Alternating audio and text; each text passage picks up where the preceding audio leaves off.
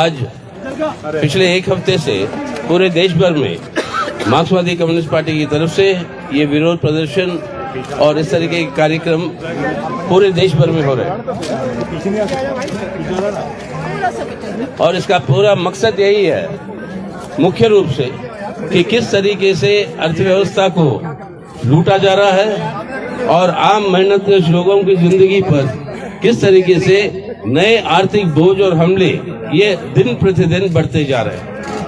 इसके विरोध में स्पष्ट रूप से 6 मांगों को लेकर पार्टी ने पूरे देश भर में ये आंदोलन और प्रदर्शन चलाए ताकि दबाव पड़े मोदी सरकार पर और इस दबाव को आने वाले दिनों में और बढ़ाना होगा, क्योंकि जिस तरीके से लूट मची हुई आज देश की संपत्ति की, वो लूट शायद आजादी के बाद कभी देखा ही नहीं है।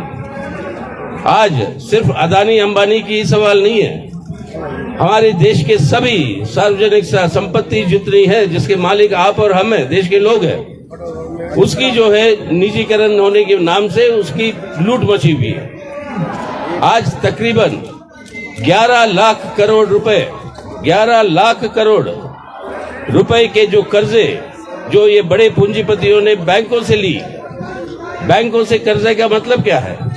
आपका खाता जो बैंक में है, हमारा खाता जो बैंक में है, यही तो पैसा है जो कर्जा लेते हैं ये बड़े पूंजीपति, और अपने पैसे को वो कर्जा लेकर वो जो है उसको वापस नहीं दे रहे। तो 11 लाख करोड़ रुपए से ज्यादा ये मोदी सरकार ने बड़े पूंजीपतियों के लिए जो कर्जा लिया गया उसको माफ कर दिया। गरीब किसान जब अपना कर्जा वापस नहीं देता तो उसका घर, उसका जमीन, उसके गाय बकरे वो सब जब्त कर लेती है बैंक। लेकिन इस बड़े बड़े सरमाएदारों को इसको इजाजत है कि लूटो और देश छोड़ के चले जाओ, और इस तरीके से लूट मचाते हुए देश की संपत्ति को बर्बाद कर रहे हैं एक तरफ से। दूसरी ओर अपने मित्र जो बड़े बड़े पूंजीपति हैं उन लोगों को सुविधा पहुंचाए ताकि वो अपने मुनाफे बढ़ाते जाएं। यही 2 साल जो अपने महामारी के चलते हुए हमारी सबकी जिंदगी के ऊपर असर पड़ी है, ये इसी 2 साल में देश के अंदर जो खरबपति है, हमारे खरबपति जो हजारों करोड़ के मालिक है, वो खरबपति देश के अंदर जो है वो 102 से लेकर संख्या 2020 में 102 से लेकर 166 पर बढ़ गई है 2 सालों में।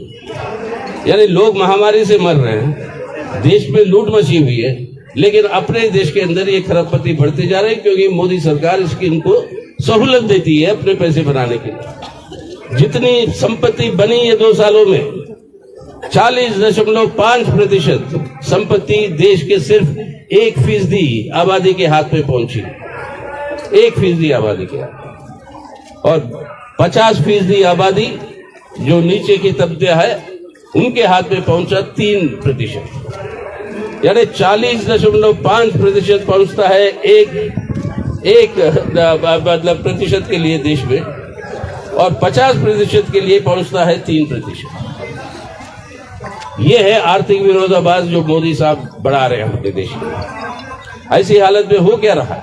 बेरोजगारी आजादी के बाद शायद इस हद तक कभी नहीं पहुंची जो आज है, और लोग अपने नौजवान अगर उसको शिक्षा मिलेगी, उसको स्वास्थ्य मिलेगा और उसको रोजगार मिलेगी तो एक नया भारत का निर्माण वो खुद करेगा। मोदी साहब की कोई जरूरत नहीं है हमें, लेकिन वही व्यवस्था ये नहीं पहुंचाते। तो अब ऐसी परिस्थिति में इन 2 सालों में खरबपति और अमीर हुए, 23 करोड़ लोग जो है गरीबी रेखा के नीचे पहुंचे इसी 2 सालों में। बेरोजगारी जैसे मैं कह रहा था बढ़ते जा रही है, बेरोजगारी बढ़ रही है तो रेगा के लिए जो रकम बजट में दिया गया उसको 1/3 से काट दिया। रेगा एकमात्र आयोजन है जहां पर लोग अपनी जिंदगी को बचाने के लिए, जिंदगी को चलाने के लिए वो उपयोग करते हैं, उसके लिए कटौती कर दी। अब कटौती ही नहीं करती, अब कह रहे कि ऐप पे जाना होगा आपको, और ये ऐप पे जाएंगे आप, उसके लिए देश के अंदर तकरीबन आधा से ज्यादा ग्रामीण इलाकों में अपने गरीब लोगों के पास ये आपके पास ये स्मार्टफोन होता नहीं। तो लोगों को जो है बर्बाद करते हुए भूखमरी और ये बेरोजगारी और बेकारी और हमारे देश के अंदर ये पॉवर्टी जो बढ़ते जा रही है, गरीबी, इन चीजों के खिलाफ मार्क्सवादी कम्युनिस्ट पार्टी ने यही ऐलान किया था सभी से कि अगर आपको चाहिए तो आज रास्ता है। बहुत ये करते प्रचार कि इतनी अच्छी तरीके से अर्थव्यवस्था कभी नहीं भारत की विकास हो रही है, यही प्रचार है मोदी साहब की दिन प्रतिदिन। आज उन्होंने बड़ी घोषणा कर दी कि हम जो है किसान की राहत जो है आज पहुंचा रहे, कुछ 16,000 करोड़ रुपए से ज्यादा जो है किसानों को जा रहा है। हर किसान को जा कितना रहा? 2,000 रुपए। और जिंदा रहने के लिए एक कानून बनाए थे अन्न व्यवस्था का, सुरक्षा का, जब मनमोहन सिंह साहब की सरकार थी, वामपंथियों के समर्थन दबाव डाल के हमने इसको पारित करवाया था, अन्न सुरक्षा का कानून। उसके तहत क्या?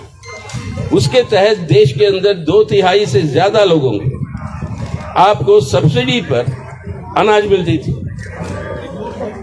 3 रुपए किलो चावल, 2 रुपए किलो आपको आटा या गेहूं, और 1 रुपए किलो जो है आपके मोटे दाल जो होते थे। ये जो चल रहा था, अब मोदी साहब आके कह दिए हम मुफ्त देंगे जी 5 किलो अनाज हर परिवार को, हर व्यक्ति को, लेकिन ये सब्सिडाइज वाला बंद कर दी। अब जिंदा रहने के लिए हर व्यक्ति को कम से कम 10 किलो अनाज तो चाहिए हर महीने। जो पहले मिलता था 5 किलो मुफ्त और 5 किलो अगर चावल खाते हो आप तो 5 किलो 3 रुपए हर किलो, यानी 15 रुपए में आपको 5 किलो मिलती थी। अब क्या हो गया? बंद करने के बाद आप दुकान से खरीदो तो वहां पे 30-40 रुपए किलो है, तो 15 रुपए की जगह आपको 150 से 200 रुपए के खर्च हो। तो क्या राहत दे रहे हो भाई मोदी भाई? प्रचार तो करते हो कि हम मुफ्त बांट रहे हैं अनाज, लेकिन असलियत में लोगों के अंदर भूखमरी बढ़ा रहे हैं। तो ऐसी परिस्थिति में ये सब्सिडाइज जो अनाज है उसको लागू करिए आप, और एक रास्ता है जहां पर लोगों की हालत आप बेहतर कर सकते हो। ये बड़े बड़े पूंजीपतियों को जो आप दे रहे हो ये मुनाफा, ये पैसा, ये धन, उसको बंद करो। खरबपतियों पे टैक्स लगाओ। आज कोई विरासत की टैक्स नहीं है। खरबपति अपने लड़के को अपनी पूरी विरासत देता है, उस पर कोई टैक्स नहीं है, ना धन के ऊपर टैक्स है। लेकिन आपके साबुन पे, हमारे अनाज पे, इस सब पे जीएसटी लगी हुई है, जो टैक्स आप और हम भर रहे हैं, अमीर नहीं भर रहा। तो ये जीएसटी जो लगा है खाने की चीजों पर, दवाइयों पर, उसको हटाओ।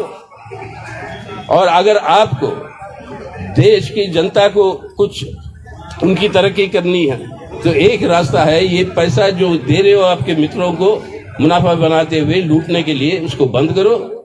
वही पैसा आप जो है सरकारी निवेश में लगाओ, ताकि हमारे सड़कें बने, ग्रामीण इलाकों में जहां पर पानी नहीं है कुएं खुदवाए, खेती के लिए नहरें खुदवाओ आप। ये सब काम जो जरूरी है देश के लिए, ये सब करवाओगे आप अपनी सरकारी निवेश लगाकर, करोड़ों करोड़ों नए नौकरियों की सृष्टि होगी। नौजवानों को जो भटक रहा है आज, उसको जो है काम मिलेगा। और वो नौजवान जब अपना आमदनी को खर्च करना शुरू करेगा तो ये जो बंद पड़ी है कारखाने, आज ये एमएसएमई वगैरह जो बंद है, वो सब खुलने की शुरुआत होगी उनकी, क्योंकि देश के अंदर मांग बढ़ेगा, उत्पादन चाहिए। ये रास्ता है सामने। लेकिन अगर ये रास्ता अपनाएंगे तो उनके बड़े पूंजीपतियों को और सरमायादारों को मुनाफे जो दे रहे हो, धन की लूट जो मची हुई है, उसके ऊपर रुकावट आएगी। तो इसलिए ये रास्ता नहीं अपनाते मोदी साहब। प्रचार के ऊपर दुष्प्रचार, और लोगों के अंदर बेचैनी और असंतोष बढ़ रही है तो सांप्रदायिक ध्रुवीकरण करो, हिंदू मुसलमान के नाम पे दंगे फसाद करवाओ, और लोगों को जज्बात के आधार पर लामबंद करके अपने साथ जोड़ने की पूरी कोशिश, जिसके चलते हुए सामाजिक एकता हमारे देश के अंदर वो बर्बाद हो रही है और आर्थिक व्यवस्था बिगड़ते जा रही है। तो आज के दिन ये जरूरी है कि एक बहुत बड़ी जन आंदोलन को हमें जो है इसी आंदोलन को और बड़ी तादाद में हमें आगे ले जाने की जरूरत है कि आखिर जब तक ये सरकार सत्ता में रहेगा, ना देश की जनता की भलाई होगी, ना देश की एकता अखंडता बचेगी, ना हमारी संवैधानिक व्यवस्था बरकरार रहेगी। इनको हटाना है इस सरकार से, और उसके लिए ये जो जन विरोध के प्रदर्शन जो है और ये कार्यक्रमों को मजबूत करना है, और जितने भी ताकतें तैयार है इन सवालों के ऊपर हमारे साथ आकर लड़ने के लिए, सबको जोड़ते हुए आज एक बहुत बड़ा जन आंदोलन को खड़ा करना आज हमारी जिम्मेदारी है। देशभक्ति का प्रतीक यही है। आज देशभक्ति का मतलब आज यही है कि इस सरकार को हटाना है, हमारे देश को बचाना है, देश की जनता की उद्धार करनी है। साधनों की कमी नहीं है देश में, नीतियों की कमी है, इन नीतियों को बदलना है। तो आइए, अब ये शुरुआत है आज पार्टी की तरफ से। आगे को हम बाकी वामपंथी पार्टियों से भी बात कर रहे हैं, पहले उनको जोड़ेंगे, उसके साथ बाकी जितने भी जनवादी पार्टियां हैं आज तैयार हैं इन सवालों के ऊपर साथ आने के लिए, उनको भी हमारी अपील होगी, और मुख्य रूप से आम जनता को हमारी अपील होगी। तो आइए इस आंदोलन को और मजबूत बनाए आने वाले दिनों में, ताकि हमारे भारत को बचाए हम आज, भारत के लोगों को बचाए हम आज, ताकि आने वाले दिनों में एक बेहतर भारत का निर्माण करें। ये है आज मुख्य कर्तव्य हम सबका। इसको आगे ले जाने के लिए यही नारा होगा अभी कि ये तो शुरुआत है, जैसे मैं कह रहा था, ये नारा बहुत बार हम लगा चुके हैं और लगाते रहेंगे जब तक हमारी मकसद पूरा होगा नहीं। और वो नारा यही है, अभी तो ये अंगड़ाई है, तो जोर से बोलिए, अभी तो ये अंगड़ाई है, अभी तो ये अंगड़ाई है, अभी तो ये अंगड़ाई है। इंकलाब जिंदाबाद।